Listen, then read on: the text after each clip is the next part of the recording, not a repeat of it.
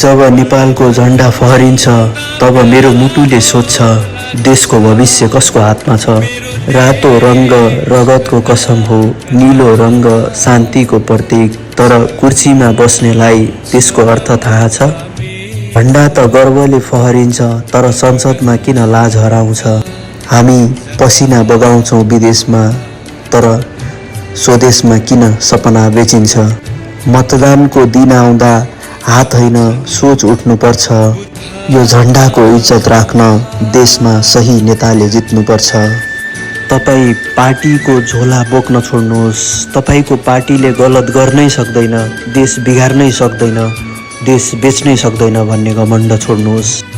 सबैभन्दा पहिला अबको भोट सपना बेच्नेका लागि होइन, सपना पुरा गर्नेका लागि दिनुपर्छ। त्यो यात्रा सुरु हुन्छ हाम्रो सही भोटबाट। जय देश।